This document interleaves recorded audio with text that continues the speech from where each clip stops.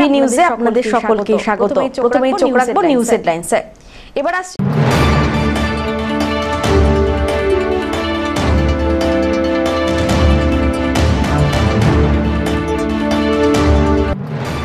অবৈধভাবে বালি পাচার বন্ধে অভিযান আরো জোরালো করল জলপাইগুড়ি পুলিশ ও ভূমি রাজস্ব দপ্তর।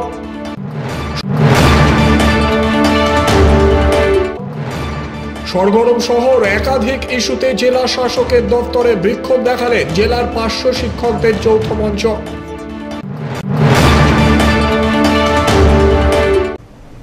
এবার আসছে বিস্তারিত সংবাদে। অবৈধ বালি পাচার বন্ধে অভিযান আরো জোরালো করল জলপাইগুড়ি পুলিশ এবং ভূমি রাজস্ব দপ্তর। জলপাইগুড়ির যমুনা নদী থেকে বালি তুলে পাচারের পথে গ্রেফতার চালক, আটক বালি বোঝাই ট্রাক্টর। জলপাইগুড়ি শহর সংলগ্ন তিস্তা, করলা, পাঙ্গা, যমুনা নদী থেকে নিয়মিত অবৈধভাবে বালি পাচার হচ্ছে বলে অভিযোগ। পাচার বন্ধে গত কয়েকদিন ধরে অভিযান চালাচ্ছে পুলিশ। বৃহস্পতিবার যমুনা নদী থেকে বালি তুলে পাচারের পথে বমাল সমেত ধরা পড়ে যায় এক ট্রাক্টর চালক। ট্রাক্টরটিকেও আটক করে থানায় নিয়ে আসে পুলিশ। এক্ষেত্রে পুলিশ অভিযানে একজনকে, একটা গাড়িও আটক করেছে। আপনারা কি করছেন এক্ষেত্রে? না, আমাদের যেটা অবৈধ যেগুলো কমপ্লেন আমাদের কাছে এসছে, অবৈধ বালি তোলা বা যে কোনো নদী থেকে, আমার সদর ব্লকের ক্ষেত্রে আমরা যেটা কি করতেছি, সব জায়গায় আমাদের অভিযান অব্যাহত আছে। আমরা সকালেও করতেছি, ওরকম রাতেও করতেছি। অনেক পুলিশের সাহায্য নিয়ে, আমাদের বিডিও সাহেবের সাহায্য নিয়ে আমাদের অভিযান লাগাতার হচ্ছে। কয়েকটা গাড়িও ধরা হয়েছে, ওটার উপরে আমরা ফাইনও করেছি। আমরা এই অভিযানটা আমাদের লাগাতার জারি থাকবে। আজকেও তো একটা গাড়ি ধরা, হ্যাঁ আজকেও একটা গাড়ি থাকবে। ওটারও যা আইনও যে যা ফাইনের ব্যবস্থা করা হবে ওটা আমরা অবশ্যই করবো। এবং যমুনার উপর স্পেসিফিক আমরা নজর দিচ্ছেন। যমুনার উপর তো আমরা করতেছি, কেননা যমুনার উপর থেকে আমাদেরকে আগে থেকে এক দুইটা জায়গায় থেকে কমপ্লেন আসছিল, ওটা নিয়ে আমরা অলরেডি করে দিচ্ছি। আগামীতে অভিযান চলবে? অবশ্যই চলবে এটা নিয়ে।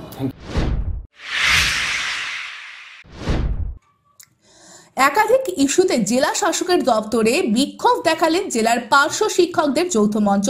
বৃহস্পতিবার জলপাইগুড়ি শহরের ডিভিসি রোড থেকে থানা মোড় হয়ে 500 শিক্ষকদের যৌথ মঞ্চের মিছিলটি জেলা শাসকের দপ্তরে যায়।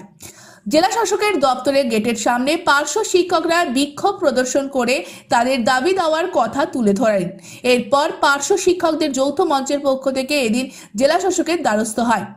500 শিক্ষকদের যৌথ মঞ্চের জলপাইগুড়ি জেলার আহ্বায়ক কমল বাড়ুই জানান, জলপাইগুড়ি জেলায় 500 শিক্ষকরা 18 বছর ধরে শিক্ষকতার কাজ চালাচ্ছেন, কিন্তু 500 শিক্ষকদের যে টাকা দেওয়া হচ্ছে তাতে তাদের সংসার চালানো প্রায় অসম্ভব। অ্যাকচুয়ালি 18 বছর ধরে আমরা এখানে 500 শিক্ষকতা করছি, তার বেশি সময় ধরে। এই মুহূর্তে দ্রব্যমূল্য যেভাবে বৃদ্ধি হয়েছে, সেই জায়গায় দাঁড়িয়ে আমাদের সেই বেতন বৃদ্ধি হয়। তো মূলত যে দাবি সেটা হলো আমাদের বেতন বৃদ্ধি। এই বেতন বৃদ্ধির দাবিতেই আজকে আমরা ডিএমের কাছে ডেপুটেশন দিতে এসেছি এবং এর মাধ্যমে আমরা মুখ্যমন্ত্রীর কাছেও একটা চিঠি প্রেরণ করবো ডিএমের মাধ্যমে। আমরা বঞ্চিত 500 শিক্ষক যৌথ মঞ্চ মূল দাবি হলো আমাদের বেতন বৃদ্ধি, পাশাপাশি আরও 11 দফা দাবির ভিত্তিতে আমাদের আজকে ডেপুটেশন। সিসিএল লিভ আছে, ট্রান্সফারের ব্যবস্থা আছে, মেডিকেল সঞ্চয়ের ব্যবস্থা করতে, মৃত যারা 500 শিক্ষক তার পরিবারে একজনকে চাকরি দিতে হবে, এই সমস্ত আরও অন্যান্য যে দাবিগুলো আছে, বোনাস সঠিক সময় প্রদান করতে হবে, এই সমস্ত বিষয়গুলো নিয়ে আমাদের ডেপুটেশন। 27 ফেব্রুয়ারি জলপাইগুড়ি পুর বোর্ডের বয়স 3 বছর হতে চলেছে। প্রতিশ্রুতি একটিও বাস্তবায়ন করতে পারেনি পুরসভা, এমনটাই অভিযোগ কংগ্রেসের। এই প্রতিবাদে জেলা কংগ্রেস বৃহস্পতিবার শহরে কালা দিবস পালন করতে রাস্তায় নামল। পুরসভার সামনে গিয়ে ছাপ্পা পুর বোর্ডের বিরুদ্ধে ক্ষোভ উগড়ে দিলেন দলের নেতাকর্মীরা। 2022 সালে 27 ফেব্রুয়ারি ছাপ্পা ভোট দিয়ে পুর নির্বাচনে জয়ী হয়েছিলেন পুর প্রতিনিধিরা। এরপর একাধিক প্রতিশ্রুতি দিলেও রাখতে পারেনি তৃণমূলের পুর বোর্ড, এমনটাই দাবি কংগ্রেসের। পুর কর্পোরেশনে উন্নতি হয়নি, শহরের মানুষ বিশুদ্ধ পানীয় জল পায়নি, শহরে যানজট মুক্ত করতে হবে এবং পার্কিং জোন তৈরি হবে, তাও হয়নি। বলা হয়েছিল প্লাস্টিক মুক্ত শহর হবে, কিন্তু সেটাও হয়নি। শুকর মুক্ত শহর হবে বলেছিল, কিন্তু সেটাও হয়নি। প্রত্যেক ওয়ার্ডে রাস্তাঘাট তৈরি হবে, হয়নি। পৌর কর্মচারীদের স্থায়ীকরণ এবং মাইনে বৃদ্ধি হবে, করতে পারেনি। একাধিক দাবিতে প্রতিবাদ জানিয়ে এদিন মিছিল করে পুরসভার প্রতিবাদ বিক্ষোভ দেখালো কংগ্রেস। উপস্থিত ছিলেন কংগ্রেসের জেলা সভাপতি পিনাকি সেনগুপ্ত, কংগ্রেস টাউন ব্লকের সভাপতি অম্লান মুন্সি, কংগ্রেস নেত্রী জয়ন্ত পাল সহ অনেকে।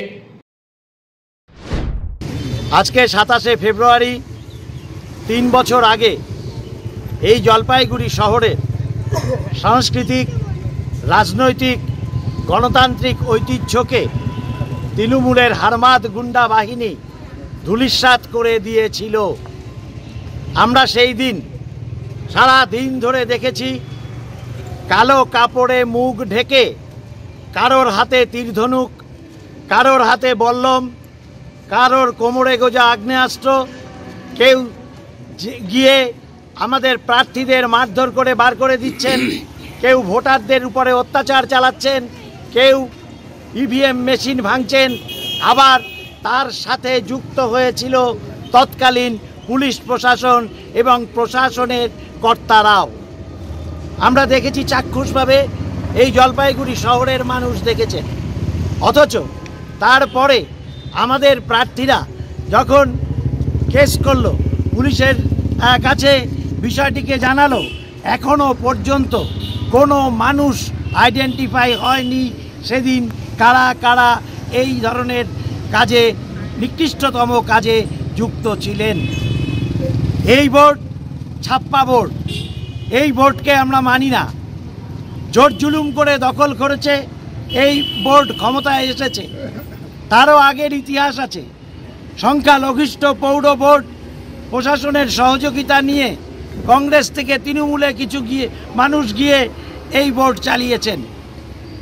গত কয়েক বছর এই বোর্ডের যে রায়, জলপাইগুড়ি পৌর এলাকার যেটা রায়, সেটা মানুষের রায় নয়, সেটা গুন্ডামির রায়, সেটা প্রশাসনের দলবাজির রায়, দলদাসের রায়।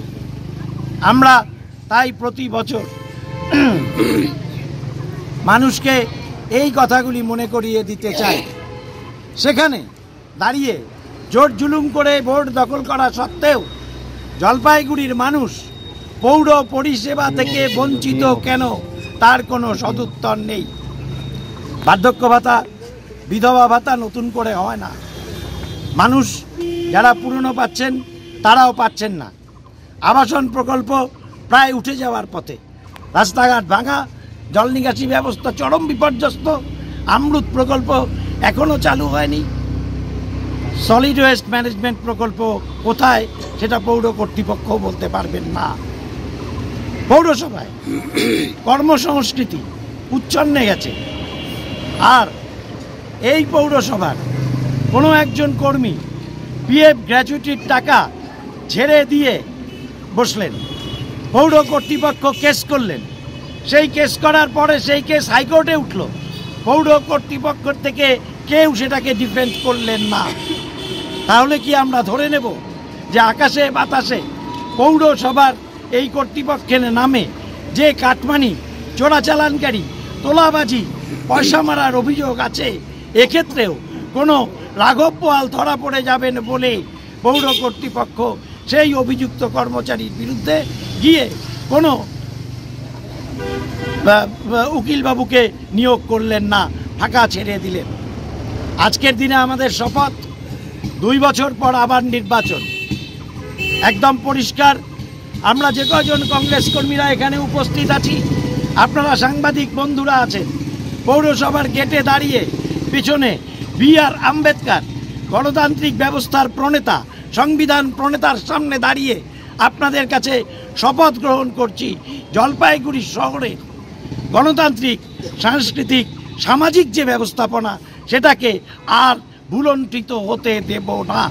বুথে বুথে কংগ্রেস কর্মীরা প্রস্তুত হচ্ছেন কিভাবে এই সন্ত্রাস রেজিস্ট করা যায়, মানুষকে সঙ্গে নিয়ে মানুষের পাশে থেকে সেই প্রস্তুতিতে আমরা আগামী 2 বছর থাকব।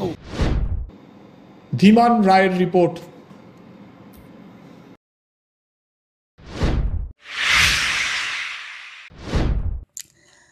বুধবার রাতে বিশেষ পুজো অনুষ্ঠিত হলো জল্পেশ মন্দিরের গর্ভগৃহে। প্রতি বছর শিব চতুর্থীতে বিশেষ পুজো অনুষ্ঠিত হয়। মুখ্যমন্ত্রী মমতা বন্দ্যোপাধ্যায়ের নাম পুজোয় দেওয়া হয় মন্দির কমিটির পক্ষ থেকে। এই বিশেষ পুজোয় উপস্থিত ছিলেন জলপাইগুড়ি জেলা শাসক শামা পারভিন, জেলা পুলিশ সুপার খান্ডওয়াহালে উমেশ গণপত, জলপাইগুড়ির সদর মহকুমা শাসক তমুজিৎ চক্রবর্তী, জেলা জজ সহ অন্যান্য বিশিষ্ট ব্যক্তিবর্গ। শিব চতুর্দশী উপলক্ষে এদিন মন্দির চত্বরে পুণ্যার্থীদের ভিড় উপচে পড়েছিল। Bureau report, one India Bangla.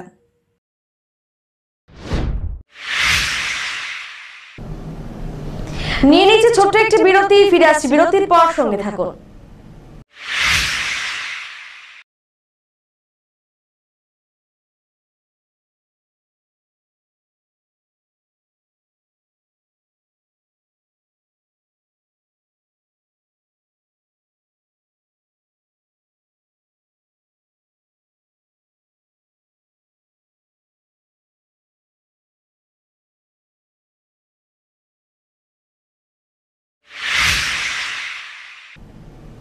ফিরে এলাম বিরতির পর। চিকিৎসার অভাবে এক প্রকার শারীরিক প্রতিবন্ধকতার শিকার এক রত্তি আলিপুরদুয়ার জেলার মাদারিহাট বীরপাড়া ব্লকের ডিমডিমা চা বাগান এলাকার ছোট্ট ফরিদা খাতুন আজও ভুগছে এক ভয়াবহ দুর্ঘটনার পরিণতিতে। জন্মের মাত্র 2 মাস 7 দিনের মাথায় একটি অগ্নিকাণ্ডের ঘটনায় গুরুতর আহত হয় ফরিদা। জানা গিয়েছে সেদিন শিশুটির মা ফিরোজা খাতুন ও তার বাবা ঘরের বাইরে ছিলেন। হঠাৎ খাটের পাশে থাকা হ্যারিকেন থেকে আগুন ধরে যায়। আগুনের একটি শিখা ফরিদার মাথার এক পাশকে ঝলসে দেয়। সঙ্গে সঙ্গে তাকে উদ্ধার করে বীরপাড়া রাজ্য সাধারণ হাসপাতালে নিয়ে যাওয়া হয়, কিন্তু সেখান থেকে জলপাইগুড়ি মেডিকেল কলেজের অধীন সদর হাসপাতালে রেফার করে দেওয়া হয় তাকে। কিছুদিন চিকিৎসার পর হাসপাতাল থেকে বাড়িতে ফিরতে হয় ছোট্ট ফরিদাকে এবং পরামর্শ দেওয়া হয় উন্নত চিকিৎসার জন্য অন্য কোথাও নিয়ে যাওয়ার। প্রয়োজনীয় চিকিৎসার অভাবে আজও অস্বাভাবিক জীবন থেকে ফিরতে পারেনি ফরিদা বলে পরিবার সূত্রে দাবি। সে হাঁটতে পারে না, কথাও বলতে পারে না, এমনকি চোখেও দেখতে পায় না। এদিকে ফরিদার বাবা তাদের ছেড়ে অন্যত্র চলে গিয়েছে বলে সূত্রের খবর। অভাব অনটনের মাঝেও মা ফিরোজা খাতুন শিশুটিকে আগলে রেখেছেন, তবে চিকিৎসার ব্যয়ভার বহন করা তার পক্ষে অসম্ভব।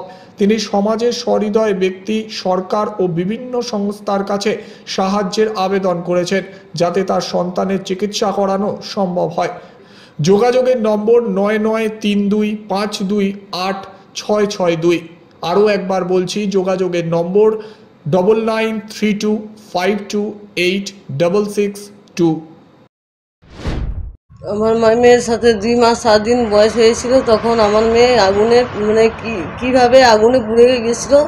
তো হাসপাতাল নিয়ে গেছিলাম, ওখানে ডাক্তার তো দেখাইছি, কিন্তু অনেক দিন পরে অনেক রকম দুর্ঘটনা অসুবিধার কারণে আমি তো টাকা ফেলতে পারিনি, চিকিৎসা করতে পারিনি। টাকার সমস্যার জন্য আমার তো সেরকম টাকা পয়সা নেই, সেরকম অবস্থা নেই। তার জন্য আমি আর চিকিৎসা করতে পারিনি, বড় ডাক্তারের কাছে নিয়ে যেতে পারিনি। দিনের পর দিন আমার বাচ্চা এরকম ভালো হচ্ছে না, কথাও বলতে পারে না, খাইতেও পারে না, নিজের হাতে পায়ে চলতে পারে না, এইভাবে বিছানা শুয়ে আছে। কোনো সহযোগিতা পাচ্ছি না। যদি কোনো এরকম কোনো ব্যক্তি বা কোনো সংস্থা যদি থাকে, তাহলে কোনো সহযোগিতা যদি করেন তাহলে আমি একটু উপকৃত হব। আচ্ছা, এই বাচ্চাটা কি হাঁটাচলাও করতে পারে না? না, সারাদিন শুয়ে থাকে। সব্যসাচী মজুমদারের রিপোর্ট।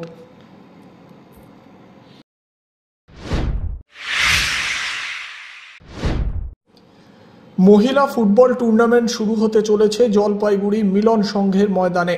3 মার্চ থেকে 9 মার্চ পর্যন্ত চলবে এই টুর্নামেন্ট। শহরের মিলন সংঘ ক্লাবের উদ্যোগে দ্বিতীয়বারের মতো এবছর মহিলা ফুটবল টুর্নামেন্টের আয়োজন করা হলো। নবদ্বীপ, 24 পরগনা, দিনাজপুর, নদিয়া এছাড়াও কোচবিহার, জলপাইগুড়ি 2 দল টুর্নামেন্টে অংশগ্রহণ করতে চলেছে। বিধুভূষণ দেব চ্যাম্পিয়ন ও রবীন্দ্রনাথ মিত্র রানার্স উত্তরবঙ্গে মহিলা ফুটবল টুর্নামেন্ট হতে চলেছে। চ্যাম্পিয়ন দলকে 25,000 টাকা ও ট্রফি দেওয়া হবে। রানার্স দলকে 15,000 ও ট্রফি দেওয়া হবে। এছাড়া প্রতিদিনের খেলায় বেস্ট খেলোয়াড়কে দেওয়া হবে অন্য আর্থিক পুরস্কারের ট্রফি। থাকছে বেস্ট গোলকিপার সহ বিভিন্ন পুরস্কার। মিলন সংঘ ক্লাবের সম্পাদক বিশ্বজিৎ মিত্র জানিয়েছেন, খেলার মাঠ মেলার মাঠে পরিণত হয়েছে, এরকম বিতর্কিত কথা উঠেছিল। এবার আমাদের যে মহিলা ফুটবল টুর্নামেন্টের দ্বিতীয় বর্ষ, বিদ্যুৎভূষণ দেব এবং রবীন্দ্রনাথ মিত্র রানার্স, এই খেলাটি গতবার হয়ে গেছে। এবারও 3 তারিখ থেকে 9 তারিখ অবধি হবে। এবার আমাদের 5টা বাইরের টিম আসছে।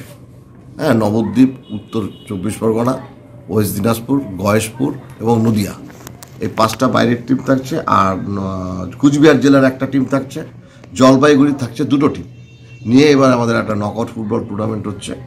এবং এই খেলার যারা চ্যাম্পিয়ন হবে তাদের একটা প্রাইজ মানি থাকছে 25,000 টাকা চ্যাম্পিয়ন টিম, 15,000 টাকা থাকছে হচ্ছে রানার্স, এবং প্রতিদিনের যে বেস্ট প্লেয়ার যে হবে তার জন্য প্রাইজ থাকছে এবং মানিও থাকছে, দুটোই থাকছে। বেস্ট গোলকিপার থাকছে, বেস্ট স্কোরার থাকছে। তো এই খেলাটা আশা করি জলপাইগুড়ি শহরে একটা ফেয়ার প্লে ট্রফি আছে, ভালো জায়গায় চলে গেছে এবং একটা ফেয়ার প্লে ট্রফি আছে। হ্যাঁ, সেই ফেয়ার প্লে যেই টিম সবচেয়ে ভালো খেলবে এবং নিয়ম শৃঙ্খলার মধ্যে থাকবে তাদের জন্য একটা ফেয়ার প্লে প্রাইজ থাকছে। আমরা এই খেলাটা যাতে মানে জলপাইগুড়ি শহরের মানুষের কাছে আমাদের একটা বার্তা পৌঁছে দেওয়া দরকার যে আমাদের এই মাঠ নিয়ে নানান রকম মাঝে মধ্যে বিতর্কিত মন্তব্য হয় যে খেলার মাঠ মেলার মাঠে পরিণত হয়েছে। তো আমরা বারবার একটা কথাই বলতে চাই, মেলার মাঠ নয়, এটা খেলার মাঠ এবং খেলার সিজনেই খেলা হয়। বর্ষার সময় কিন্তু আমাদের এই মাঠে খেলা সম্ভব হয় না। আপনারা জানেন যে জলপাইগুড়ি শহরের একটা সবচেয়ে বড় পুজো দিশারি ক্লাব, এই পুজোটাও আমাদের এই মাঠে হয়, তখনও কিছুটা মাঠ অকুপায় থাকে। তারপরে আমাদের একটা বাৎসরিক কালচারাল প্রোগ্রাম হয় যেটা আমরা মেলা বলে ডাকি, জলপাইগুড়ির জন্মদিন ওদিনকে আমাদের পালন করা হয়। এবং এই মেলার থেকে আমাদের একটা অর্থ আসে, যেই অর্থটার দ্বারাই কিন্তু আমাদের বছরের এই সিজনের যে ফুটবল টিম বা এই যে আমরা খেলা চালাচ্ছি, এই খেলাটা আমাদের চালাতে হয়। তো আমরা এই কথাটা বলতে চাই যে আমরা মাঠকে শুধুমাত্র খেলার জন্যই রাখতে চাই এবং মেলাটা করা হচ্ছে খেলার জন্যই মেলা করা। ধীমান রায়ের রিপোর্ট।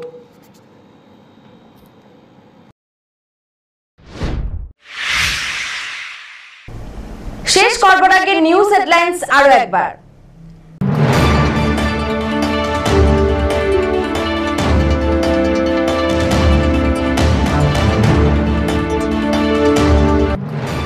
অবৈধভাবে বালি পাচার বন্ধে অভিযান আরো জোরালো করল জলপাইগুড়ি পুলিশ ও ভূমি রাজস্ব দপ্তর।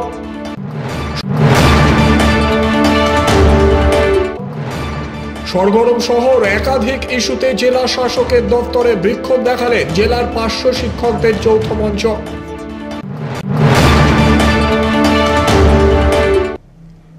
এখনকার মতন এভি নিউজ এ পর্যন্তই। পরবর্তীতে আসছি আরো সংবাদ নিয়ে, দেখতে থাকুন আমার ভিশন। নমস্কার।